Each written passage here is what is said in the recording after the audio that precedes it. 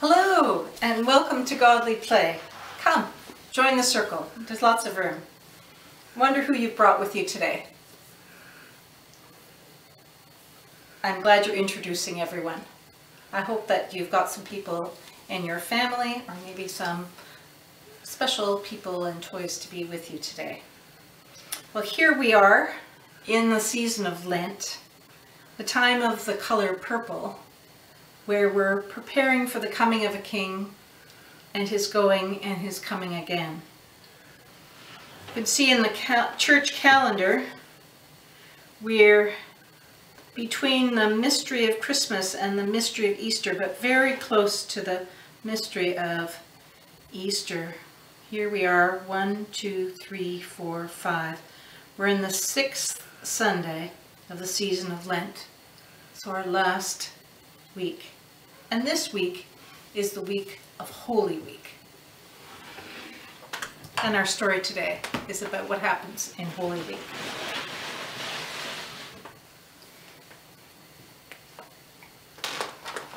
So let's get started. Are you ready? Get your body ready, your eyes, your ears, your heart. There was once somebody who did such amazing things and said such wonderful things that people began to follow him. And as they did, they wondered who he was. And they couldn't help themselves, they just had to ask. And one of the times he said, "I am the light." Let's enjoy the light. I see the love of God in you, the light of Christ comes shining through, and I am blessed to be with you, O holy child of God. But this light didn't stay in that one time, in that one place. He changed the light, so it could be in all places and in all times. And the story of that is the story of Easter. Watch as I change the light.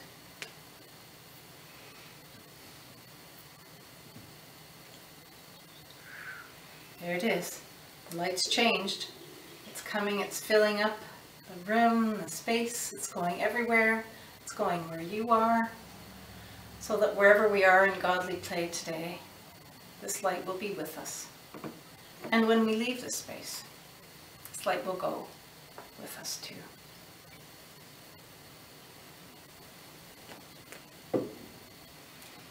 So today our story is the story of Holy Week, the story of Jesus in Jerusalem. Are you ready for a story? Here's a map of Jerusalem at the time of Jesus. It was already an old city by then. Today, Jerusalem is well over 3,000 years old and is a place of pilgrimage for Christians, Jews, and Muslims. King David took Jerusalem from the Jebusites about 1,000 years before Jesus was born. And David's son, Solomon, built the first temple there on the highest piece of ground. Then the Babylonians came, broke through the walls, and burned the temple, and took many of the people of God into exile in Babylon. Many years later, some of the people came back out of exile to rebuild the walls of Jerusalem and to rebuild the temple. Just before the time of Jesus, King Herod the Great rebuilt the temple and expanded the temple grounds. And this would have been the temple that Jesus knew as a boy. Here are the walls of the city. You can see there are 2 gates. Jerusalem was built up on a high part of land. You can see how rocky the land is around Jerusalem. So some good fortification up on a height of land, and then these walls with gates that could be closed at night. Here's the east wall along the side of the temple area. The north wall where it protrudes out over the precipice.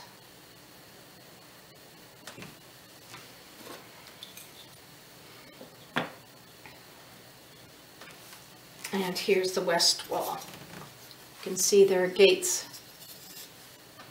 in various places.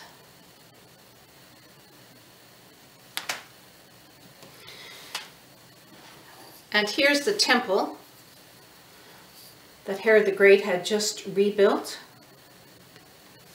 up on the Temple Mount. And then in the lower city, this is the upper room where Jesus and his disciples had their Last Supper together. Well, it's as close as we can tell since there's been so many years in between. And here's the palace of Caiaphas, the high priest. And here's King Herod's palace.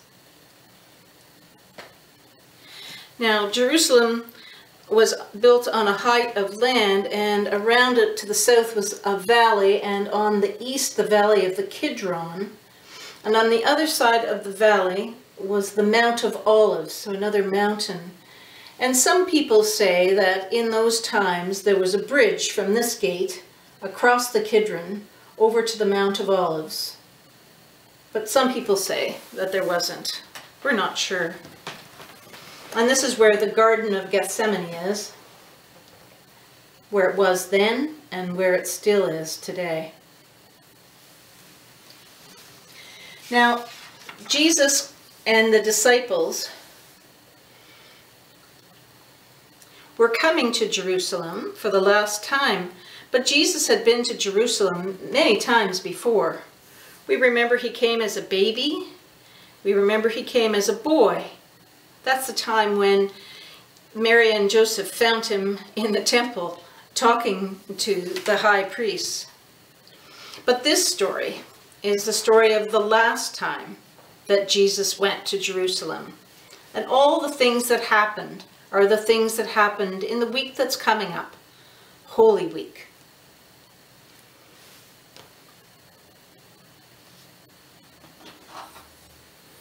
Here is Golgotha, the place of the skull, just outside the city gates, where Jesus died for our sins, and there's his tomb. Well, Jesus and the 12 would have come from the north, from Galilee, along the edge of the River Jordan, that winding pilgrim's path, up to the city of Jericho. And they stayed in Jericho, and that's where Jesus healed blind Bartimaeus, and where he had dinner with Zacchaeus. And when he left Jericho, he went down into the low desert, and then began the slow climb up towards Jerusalem. And on the Sabbath, they probably spent the night nearby in Bethany. And on the Sunday, Jesus sent 2 of his disciples ahead into Jerusalem to borrow a donkey. And on Sunday, Jesus rode a donkey through the southern gate into Jerusalem, following the pilgrim's path. Now, some people noticed, and they cut down palm branches and waved them and put their coats on the road and shouted, "Hosanna! Blessed is he who comes in the name of the Lord." At the same time, it was early in the day, and some of the sellers were putting out their rough wooden tables along the road and filled it with fruit and cheese and bread and wine for sale to all the pilgrims who had come from the many lands for the feast of the Passover. Well, Jesus and the disciples would have followed the pilgrim's path up the huge limestone slabs that made the steps of the path, taking them up higher and higher in the city towards the temple. And then when they found a place that had a little space, they got off the donkey and left it there and came in through one of the gates to the temple. Maybe they came in through this gate, through these stairs, or maybe they came in through the double gate here, but they couldn't come through the triple gate because that gate was reserved only for the priests. Jesus and the 12 walked into the courtyard of the Gentiles and walked across the open courtyard and into the temple to pray. And when they'd finished their prayers, they left and went back out of the city across the Kidron and spent the night on the Mount of Olives. The next day, Monday, Jesus again went into the city and entered the temple to teach.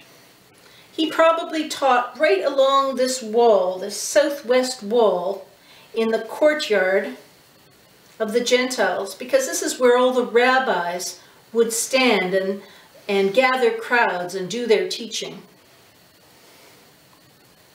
And that evening, Jesus and the 12 again left the city, crossed the Kidron, and stayed in the Mount of Olives for the night.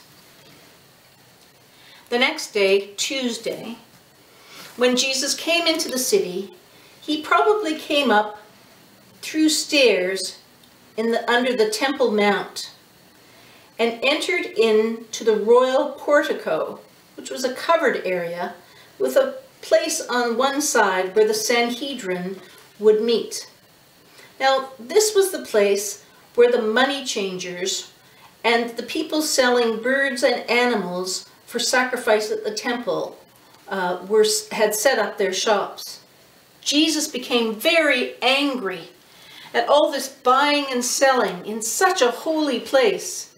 So he turned over the tables of the money changers, and he pushed over all the cages of the animals and the birds. And he called on the people to keep the temple a place of prayer. Now the temple guards noticed Jesus, and they decided he needed watching. And the crowds were gathering each day more and more to hear him, so they watched very carefully.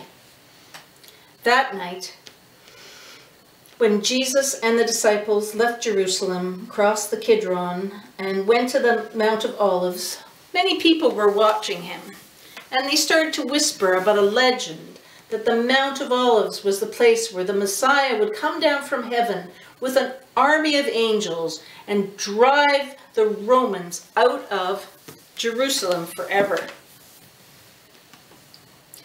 The next day, Wednesday, Jesus was back teaching in the temple, and more people came to hear him, and the crowds gathered, and the temple guards became even more worried and decided they needed to plan of how to arrest him. On Wednesday night, when Jesus and his disciples went back to the Mount of Olives, perhaps they sat on the side of the Mount of Olives looking across at the walls of Jerusalem, because it was here Jesus sat with Peter, Andrew, James, and John, and they spoke privately about what was going to happen. The next day, Thursday, the temple guards had decided they would arrest Jesus, but he was nowhere to be found. Meanwhile, the disciples asked Jesus where they would keep the Passover, and Jesus told them to go into Jerusalem and find a man carrying a jar of water and follow him, and he would show them the place. So that evening, Jesus and the disciples entered Jerusalem through the gate and walked through the dark and quiet streets to the appointed house. They climbed the stairs to an upper room, and there they shared their Last Supper together. Jesus took the bread and wine and shared it, and told them that he would be with them always, but especially in the bread and the wine.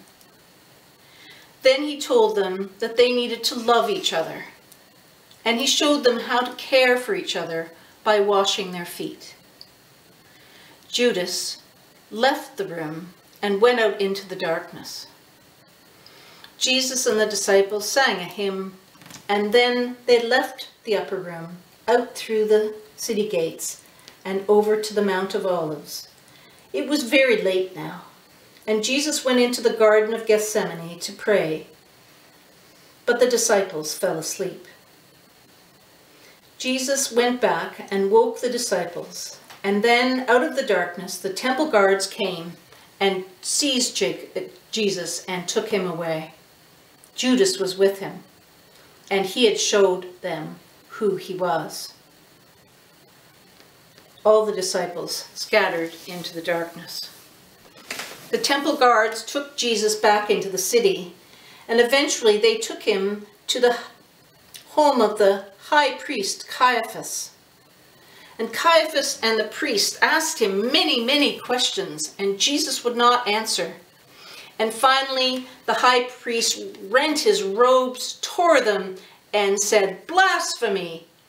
And he convicted Jesus of pretending to be God. The temple guards then probably took Jesus up to the fortress of Antonia, where the Roman garrison was, and left him in jail overnight. And in the morning he was brought before the Roman governor, Pontius Pilate. And Pilate said to Jesus, "Are you the king of the Jews?" And Jesus said to him, "You say that I am." And then he would say nothing more. Since Pilate could not get any more answers from Jesus, he sent him down to King Herod for questioning.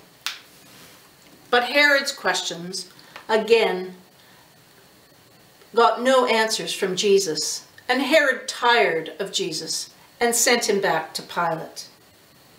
So Pilate took Jesus out and showed him to the people. It was a tradition in those days that at the Passover, the Romans would release one prisoner for the people. So Pilate asked the crowd, "Shall I release Jesus or the thief Barabbas?" And the crowd roared, "Barabbas!" The Roman soldiers prepared Jesus to be crucified. And they took him out through the gate to Golgotha, and they put him on a cross, and he died. Today, many pilgrims walk this path from the school that now is located where the fortress of Antonia was, along this road, which is called the Via Dolorosa, the Street of Sorrows. And they go out to the Church of the Holy Sepulchre. Well, the disciples came and took Jesus' dead body down from the cross and put him in a tomb given by Joseph of Arimathea, and they rolled a huge stone in front of it and locked it tight like a locked door. On Saturday, it was so quiet, it was as if the earth was holding its breath. And on Sunday morning, when the women came, because they wanted to be close to Jesus, they found the stone rolled away, the tomb empty, but Jesus with them in a new way, as he is with us today. I'm so glad that you are here with us today. I'm wondering what parts of the story you like best, what parts of the story you thought were most important, where you were in the story. I wonder if anyone in your family has visited the city of Jerusalem. Now for the blessing. The Lord bless you and watch over you. The Lord make his face shine upon you and be gracious to you. The Lord look kindly on you and give you peace. See you next week.